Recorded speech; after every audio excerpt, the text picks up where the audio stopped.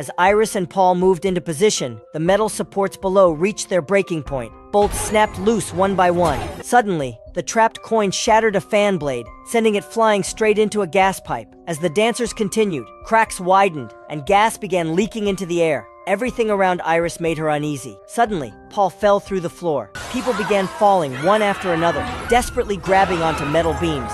Below, ground staff panicked and ran for their lives. Paul managed to grab onto a pane of reinforced glass. Iris screamed for help, but no one came. She reached out desperately for Paul, but he slipped and fell anyway. Chaos erupted as terrified people tried to escape. A woman engulfed in flames ran into the gas leak, instantly causing a massive explosion. Those who couldn't run fast enough didn't survive. Iris narrowly escaped the flames. Staff shouted at everyone left to evacuate immediately. The boy who threw the coin sprinted ahead, leading the way. The panicked crowd rushed toward the emergency exit, but death had planned this too. The walkway collapsed, killing everyone who entered. Miraculously, the boy escaped unharmed. The remaining survivors rushed to the elevator, pushing each other violently in a bid for survival. An old man shoved Iris aside, but got stuck halfway through the overcrowded elevator doors. The overloaded elevator malfunctioned, crushing the old man horribly. Iris struggled to find another escape route, but the stress affected her pregnancy. She suddenly noticed objects sliding sideways, and the ceiling began to crack ominously. Sensing disaster,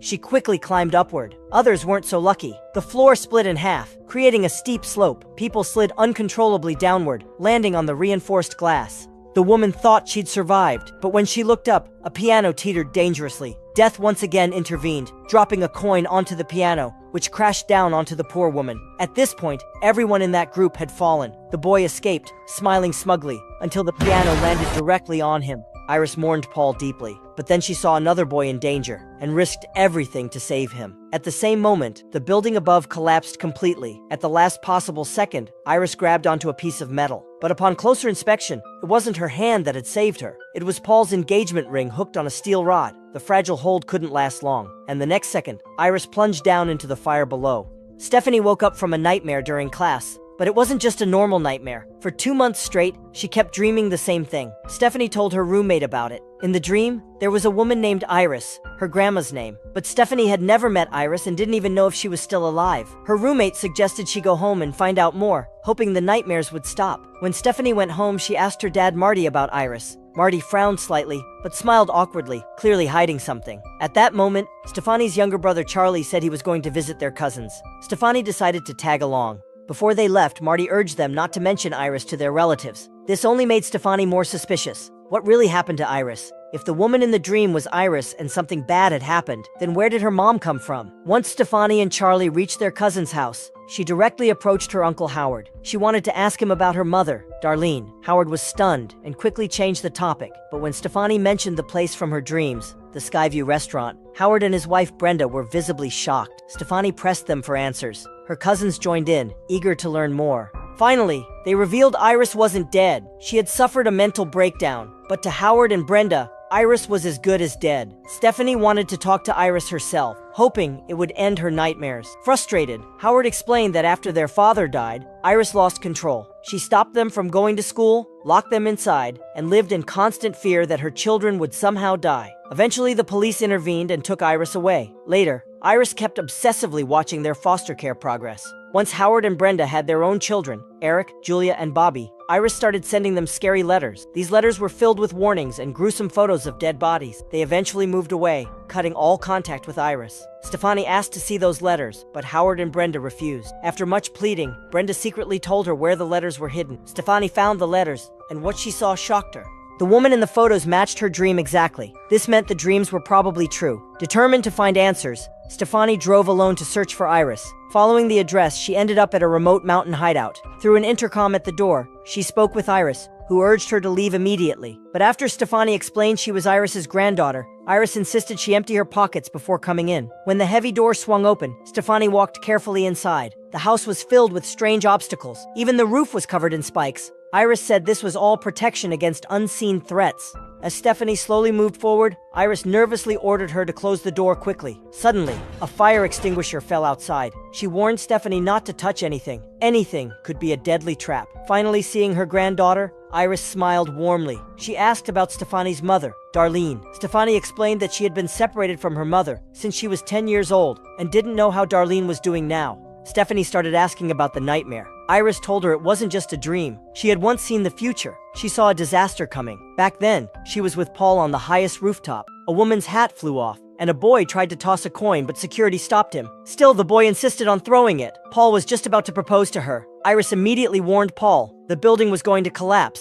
Everyone would die. Paul looked confused. Then Iris rushed to grab the coin from the boy's hand. She got the key object that would trigger the butterfly effect. She hurried downstairs, grabbed the pot that was on fire, found people dancing inside. She quickly grabbed the microphone, told everyone to look at the floor. Some tried to stop her, but others noticed the cracks below their feet. That night, she saved many lives. The building didn't collapse. Later, the restaurant shut down. Iris had stopped the disaster, but Death didn't like his plan being ruined. Years later, he came back and killed everyone who was there that night, including her husband, Paul. Iris learned how to see death coming. She had spent years stopping disasters. Now, death had finally caught her. She had cancer. While talking to Stefani, Iris let her guard down. Death silently arrived. A magnifying glass reflected sunlight onto a metal tray. The beam bounced onto a rope. It started to smoke. Iris believed Stefani's dreams were a sign, because she might have inherited her gift. Iris sensed something was wrong. She turned her head and spotted Death's trick. She quickly knocked the magnifying glass aside. Death believed Iris would be distracted because her granddaughter was there. Iris told Stefani to stay, to learn the basics. It was too dangerous outside. She hadn't stepped out in 20 years.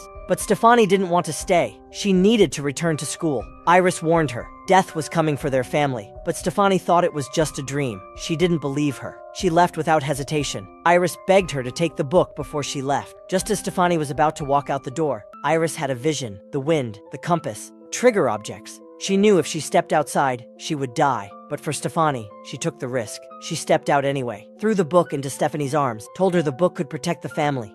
But Stefani still didn't believe her, so Iris told her to step back. She would prove it was all real. A sudden gust of wind blew in. It knocked over the compass. It hit a fire extinguisher. The extinguisher flew and stabbed Iris through the mouth. Now Stefani finally believed. Iris was gone. Her relatives attended the funeral. Stefani told her father and uncle that Iris had said death was coming, but they didn't believe her. Just then, Stefani's mother Darlene showed up. Still angry at her mom, Stefani walked away. Back home, she started reading the book Iris gave her. Meanwhile, the rest of the family was at Howard's place, having a barbecue, eating and laughing, completely unaware. Death had arrived. Bobby accidentally broke a glass, but he didn't notice the shard had mixed with the ice cubes. Eric placed his drink next to a gas tank. Clearly, they were about to become Death's new tools. Once everyone gathered to eat and drink, they unknowingly used the ice with glass shard. Howard raised a toast. He said Iris's death reminded them to enjoy life in the moment. Then everyone clinked glasses and took a sip. Suddenly, Julia started choking. She felt something stuck in her throat and couldn't breathe. Everyone rushed to her, but it turned out she had just swallowed wrong. She was fine. Inside, Stefani was reading Iris's book. She saw a chapter about the coin incident and a barbecue grill. Meanwhile, Eric was outside lighting the barbecue. Bobby called Charlie over to jump on the trampoline, but they didn't see the sharp rake hidden beneath it. The book slipped from Stefani's hands. She felt a terrible sense of danger. As the grill was lit, a photo frame fell and shattered. A shard of glass bounced across the floor. Whose drink had the deadly glass piece? Howard took a sip of his drink, but nothing happened. Then the camera zoomed in on Darlene's glass. Was it hers? Stefani, sensing something was wrong, headed toward Howard's house while calling her brother Charlie. Unfortunately, he didn't pick up. The trampoline had loose stitching and was about to break. On her way, Stefani saw a warning sign. Danger ahead. It was like death itself trying to stop her. Then the glass shard was revealed in her father Marty's drink, but he only took a small sip and put it down. Howard went up to jump on the trampoline. The surface looked like it could give way any second. Luckily, Darlene spotted the hidden rake. She shouted and rushed over, pulling it out and returning it to the shed. But just then, Brenda accidentally knocked over a bottle. It hit the switch on a nearby machine. The pipes underneath began to twist and shake. The same rake from earlier started sliding down. When Stefani arrived, death was ready to begin its performance. Howard walked over to greet her. Suddenly, Bobby's leg got stuck in the trampoline. Julia turned to look, causing a shard of glass to fall from her cup. Howard stepped on the shard. A sharp pain hit him instantly. At that moment, the rake fell onto the lawnmower. Howard lost his balance and fell. The mower charged straight toward him and ended his life. The relatives attended another funeral. Stefani rushed home to go through the books again. She found a note that said, JB found someone who survived. She began analyzing who might be next. Iris and Paul's children were Howard and Darlene. Howard's children were Eric, Julia, and Bobby. Darlene's children were Stefani and Charlie. They were all connected by blood and couldn't escape death. Stefani explained the pattern to the others. Now they sat and listened quietly. It was all from the restaurant's death list. The order of death matched the one Iris had seen. Originally, hundreds should have died, but Iris saved them, and now death was coming back to claim them one by one. Death followed a specific order when it came to killing. It started with Howard's family, and then it would move on to Stefani's. Marty and Brenda weren't related by blood, so they were likely off Death's list. That meant the one in the most danger now was Howard's oldest son, Eric. But no one believed Stefani. They all thought she was obsessed or cursed, and one by one, they walked away.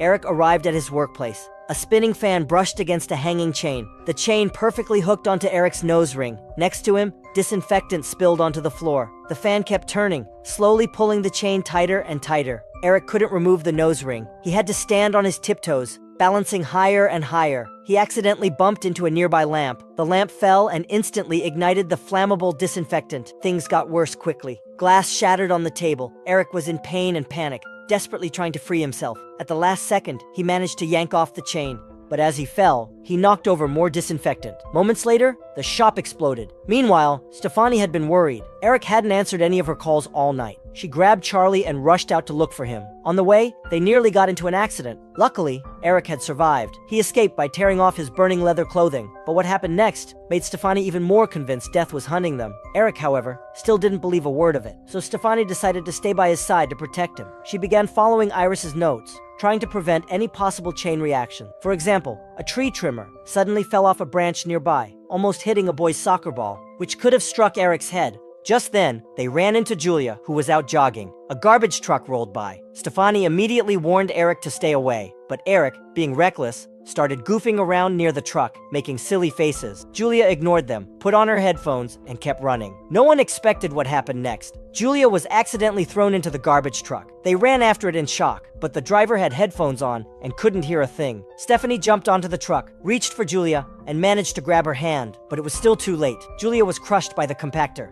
That was when the rest of the family finally realized death really was coming for them. Then Brenda revealed a shocking truth. Eric wasn't Howard's biological son. He was the result of her affair. That might be the reason Eric survived, which meant the next one in danger was Howard's younger son, Bobby. Stefani remembered a name from the notes, William, and Darlene just happened to know him. They rushed to the hospital to find him. Turns out, William was the same boy Iris saved that night long ago. William explained there were only two ways to beat death: either kill someone to take their place, or die and come back. He told them he too was now sick like Iris. His time was almost up. He warned that all of them would eventually die in the exact order listed. It sounded terrifying, but the truth was even worse. William warned them, do not interfere too much with death's design, because if they failed, things could become even more tragic. He advised them to cherish what time they had left. Then he quietly walked away. Eric figured if there was a way to save Bobby, then dying and coming back to life would be the easiest. He suggested Bobby eat some peanut snacks, hoping to trigger a severe allergic reaction so doctors could bring him back from the edge of death. They bought a bag of peanuts from the vending machine, but the peanuts got stuck inside. Frustrated, Eric smashed the glass to get them out. They even lifted the whole machine together.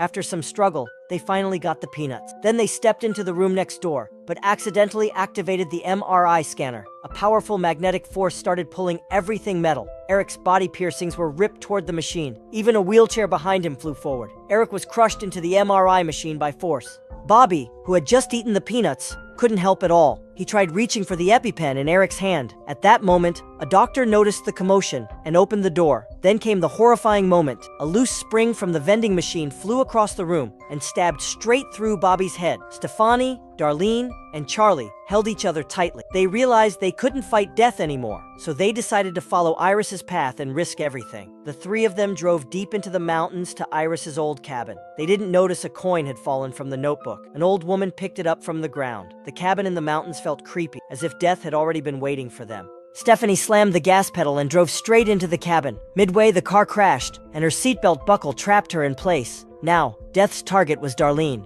As long as she made it safely inside the cabin, everyone else might be safe, but no one saw the sparks coming from a short-circuited roof wire. Just as Darlene reached the cabin door, a huge explosion blasted the car. Stefani's body plunged into a nearby pond. Charlie was pinned down by wooden boards. Injured and struggling, Darlene crawled over and freed Charlie. She told him to save Stefani quickly. Right after she said that, a light pole fell from above and killed her on the spot. Charlie rushed to pull Stefani out. She was unconscious. Luckily, he revived her just in time. The two hugged each other and laughed. This had to be what William meant by die and come back.